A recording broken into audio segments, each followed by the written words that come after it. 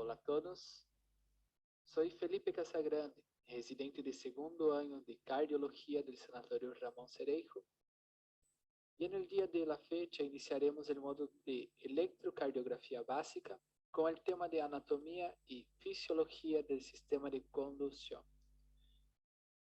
Los objetivos de la clase son reconocer las estructuras del sistema de conducción, así como su irrigación, su inervación y por último un breve repaso sobre la electrofisiología de la célula miocárdica. Un poco de historia sobre la electrofisiología. Nos cabe destacar puntos claves y descubrimientos, inventos que hicieron posibles los avances en lo que es hoy el universo de la electrofisiología. Entre ellos, grandes nombres como Carlo Matteucci, el cual descubrió una corriente eléctrica que acompaña cada latido cardíaco, inventos como el electrómetro capilar de Gabriel Lippmann, y grandes nombres como Augustus Waller, el primer en realizar un electrocardiograma humano. Y basado en todos los descubrimientos, aplicando la tecnología rudimentaria de la época, un galvanómetro de cuerda de más de 250 kilos, operado por 6 personas, Beethoven pudo desarrollar el electrocardiograma, recibiendo por su invento el Premio Nobel de Fisiología y Medicina en 1924. Ya a los 5 años de su invento, describía con detalle las aplicaciones clínicas del electrocardiograma.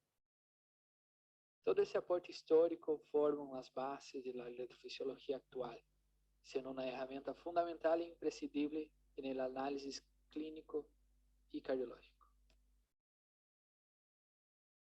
Muy bien, dicho eso y ya iniciando con el tema de hoy, hablamos del sistema de conducción. Es importante destacar y recordar que el sistema de conducción está compuesto por células miocárdicas, especializadas con propiedades únicas, que conllevan al adecuado funcionamiento de la actividad eléctrica cardíaca. Entre las estructuras tenemos el nódulo sinusal, que es como una formación celular, acúmulo de células ubicadas a nivel de la desembocadura de la vena cava superior, en la aurícula derecha, que en condiciones normales descarga entre 60 a 100 latidos por minuto, siendo considerado el marcapaso fisiológico cardíaco. Genera el estímulo eléctrico que viaja a través de las aurículas y el músculo auricular por los haces internodales. Dichos haces internodales tenemos 3 a destacar. El haz anterior de Bachmann, que ya desde su inicio envía una rama hacia la aurícula izquierda y una otra rama septal. Presentamos además el haz internodal medio de Wenckbach, que es más fino y una conducción más lenta, y por último el haz posterior de Torel. Todos esos haces terminan a nivel del nódulo auriculoventricular. Está ubicado en la aurícula derecha, luego detrás de la válvula tricúspide, justo en el piso de la aurícula derecha.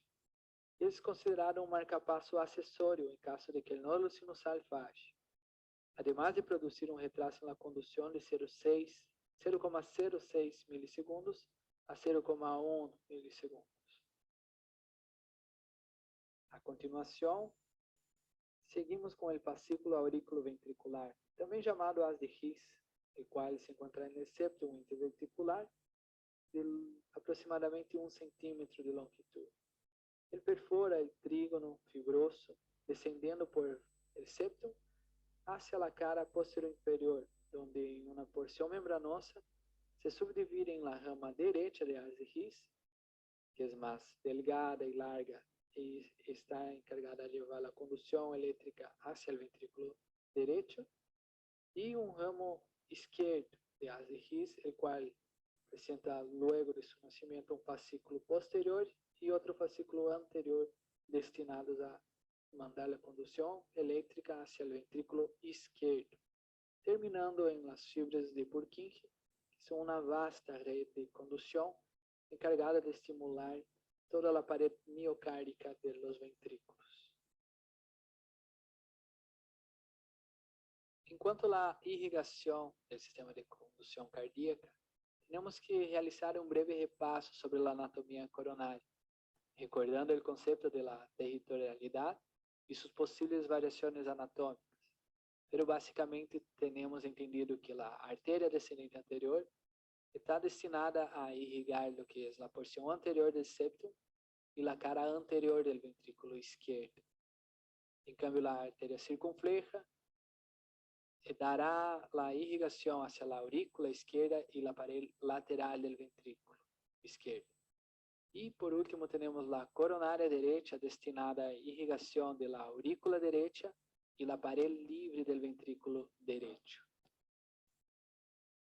Especificamente hablando sobre la irrigación del sistema de conducción cardíaco, acá tenemos una imagen donde grafica parcialmente lo que corresponde en azul el sistema de conducción cardíaca y en rojo el sistema coronario de irrigación, el cual podemos observar que luego del nacimiento de la arteria coronaria derecha presenta un ramo llamado arteria del nódulo sinusal, el cual un 60, en algunas literaturas llega hasta 80%, está provenida de la arteria coronaria derecha.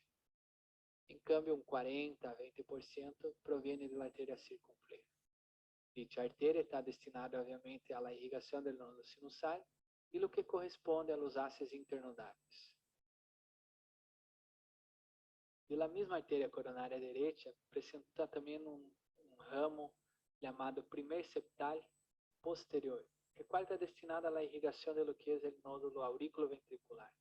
En casi un 85 a 90% proviene de la arteria coronaria derecha, siendo así también posible un 10 a 15% proveniente de la arteria circunfleja.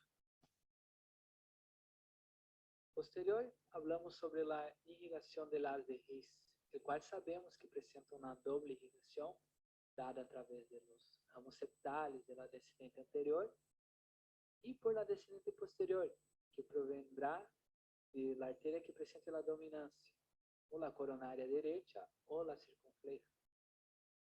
Después tenemos luego su ramo derecho del haz de His, dado únicamente la irrigación por la descendente posterior. Y por último el ramo izquierdo del haz de His, que sabemos que presenta dos fascículos. El fascículo anterior, dado únicamente por los ramos septales y diagonales de la arteria descendente anterior, y el fascículo posterior, dado además por la descendente posterior y obvio la descendente anterior.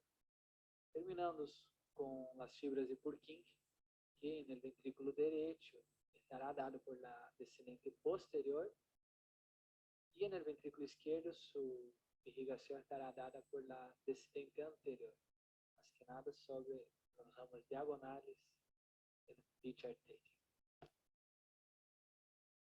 A continuación hablaremos un poco sobre la inervación cardíaca, básicamente dada por los centros nerviosos autonómicos, el cual a través de las vías aferentes por receptores sensoriales periféricos como los baroreceptores ubicados a nivel del seno carotídeo y los quimioreceptores a través de estímulos como la hipoxemia, cambios en el pH y además los propios receptores hacen viajar el estímulo al centro cardiovascular, el cual retorna por vías diferentes a través del nervio vago, según el estímulo generado por el sistema nervioso simpático, como neurotransmisor la noradrenalina, que irá estimular lo que es la actividad cardíaca, y el sistema nervioso parasimpático, como neurotransmisor la acetilcolina, el cual inhibe básicamente lo que es la actividad cardíaca a nivel del nódulo sinusal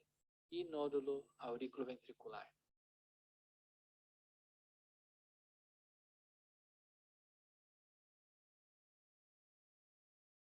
Cuando hablamos además de la inervación cardíaca, debemos recordar que el mismo presenta una inervación visceral somática, el cual responde frente a estímulos dolorosos con sus respectivos dermatomas a nivel de T4 a T1, lo que explicaría en cierta parte la irradiación difusa del dolor cardíaco a distintas regiones del cuerpo mientras sufre isquemia. Y ya entrando en lo que es la electrofisiología, como foi dito anteriormente, o sistema de condução cardíaca está conformado por células especializadas que apresentam algumas propriedades únicas, que lhe dá ao sistema de condução a capacidade de responder frente a estímulos, generando uma resposta elétrica, ou seja, a excitabilidade. Como outras propriedades, o automatismo, que se observa a nível do nódulo sinusal, no nódulo auriculoventricular e no haz de His, assim como a despolarização espontânea que se produz nesse nível, condução a diferentes velocidades de impulsos elétricos. Dichas propriedades se dão a partir de lo que é o potencial de acção del cardiomiocito. Bueno, temos que recordar que as células apresentam distintas polaridades, que isso se produz graças a um gradiente de concentrações de iones, tanto a nível do interior da célula como no extracelular. Essa diferença se denomina o que é o potencial de transmembrana, que em repouso, esse potencial de repouso, o cardiomiocito, ou o potencial NES, é de aproximadamente menos 90 milivolts. Isso se mantém graças a diferentes canais e bombas e intercâmbios, o qual podemos observar na seguinte imagem. Pero, o que passa ao receber um estímulo? Al excitar-se uma célula, já seja por algum estímulo ou por o próprio automatismo, se produz uma inversão rápida da polaridade, que denominamos despolarização, e como sabemos, essa despolarização vai generar uma resposta biológica, desde a fosforilação de proteínas, o qual, enfim, se traduzirá como a contração miocárdica. E isso se vai expressar como a fase zero do potencial de ação, ou seja, a despolarização rápida, que está dada por la entrada rápida, através dos canais de sódio, que levam uma célula a mais de 120 milivolts, o que genera o cierre dos canais de sódio, iniciando a fase 1, que seria a repolarização rápida. Em essa fase se observa um cierre dos canais de sódio, además de uma salida de cloruro. Seguimos com a fase 2 de repolarização lenta, o qual apresenta uma meseta, que é dada através de uma corrente lenta da entrada de cálcio.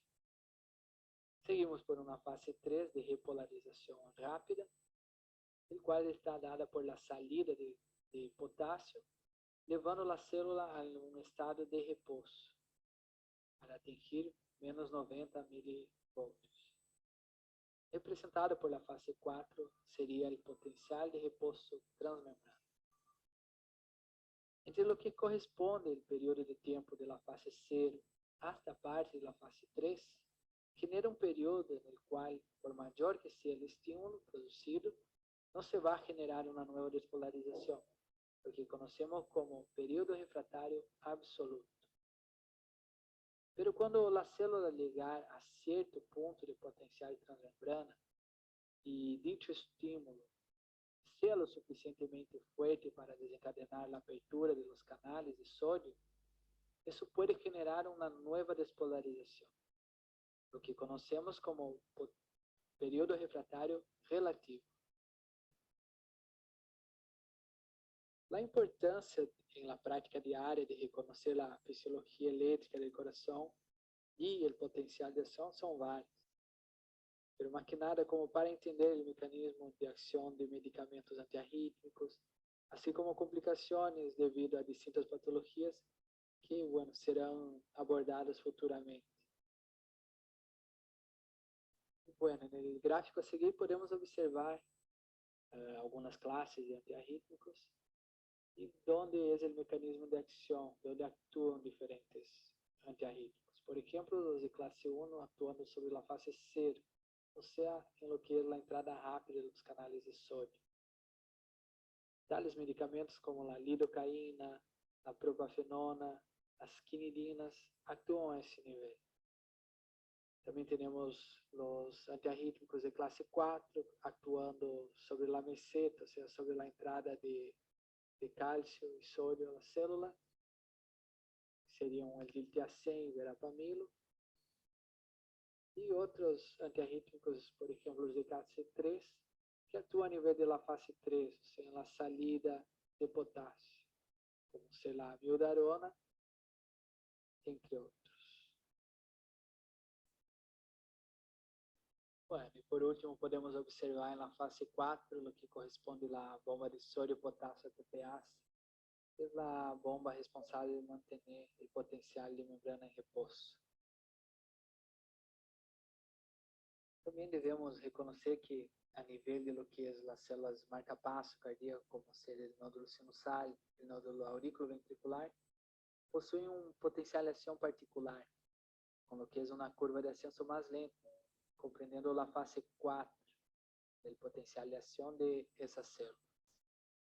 Também devemos reconhecer o que é a corrente Fanny, el qual se ubica a nível da fase 4 e, bueno, isso se deve maquinada à permeabilidade aumentada de sódio e cálcio a nível da célula e a diminuição da permeabilidade ao potássio, que pode generar uma despolarização espontânea da célula. Acá no seguinte gráfico podemos observar como atua a ivabradina a nível das correntes Fanny, realizando uma redução da frequência cardíaca al inibir selectivamente dicha corrente.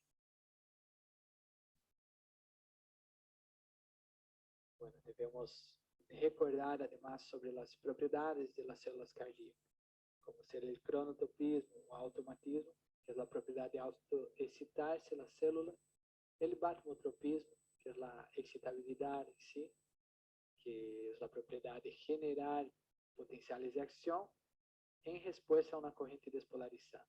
El dromotropismo o conductabilidad es la propiedad de transmitir el estímulo a otras células. El inotropismo, la contractilidad propiamente dicha, que es la propiedad de responder con una contracción ante un estímulo eléctrico. Y por último, el lucitropismo, que básicamente es la relajación, un proceso activo, el cual extrae calcio a través de citosol. Diferencias del potencial de acción. Bueno, sabemos que en algunas regiones anatómicas, el potencial de acción cardíaco se representará gráficamente con distintas morfologías. O sea, según el vector, o sea, la dirección, magnitud y sentido, formará una distinta imagen gráfica que en el electrocardiograma representará distintas ondas. Acá em essa imagem podemos ver graficamente que corresponde à despolarização cardíaca que resulta desde endocárdio hacia el epicárdio. Em cambio, a repolarização hace el sentido inverso, desde el epicárdio hacia el endocárdio. Dichos vectores são de fundamental importância ao reconhecer patologias isquêmicas miocárdicas. Los vectores electrocardiográficos son más que nada las direcciones, la magnitud y el sentido que viaja el impulso eléctrico a través del sistema cardionector, formando imágenes gráficas en el electrocardiograma. Distintos vectores tenemos que mencionar, como ser el vector de despolarización auricular, el cual la sumatoria de los vectores dará una imagen que se dirige de derecha hacia izquierda, de arriba hacia abajo e atrás hacia adelante, representando graficamente no eletrocardiograma com a onda P. Posteriormente, temos um vector septal, o qual é mais pequeno e negativo, o qual vem de arriba hacia abajo e de esquerda hacia derecha, representado por la onda Q no eletrocardiograma. Por último, tenemos los vectores ventriculares, el cual el vector ventricular izquierdo, el de mayor amplitud debido a la masa miocárdica, viaja desde arriba hacia abajo y de derecha hacia izquierda. Y por último, el vector basal derecho, que viaja desde adelante hacia atrás, de abajo hacia arriba. A somatória desses vectores nos vão corresponder à despolarização ventricular, que en el electrocardiograma se traduce como el complejo QRS. Posteriormente seguimos com a onda T, que vai ser a repolarização ventricular.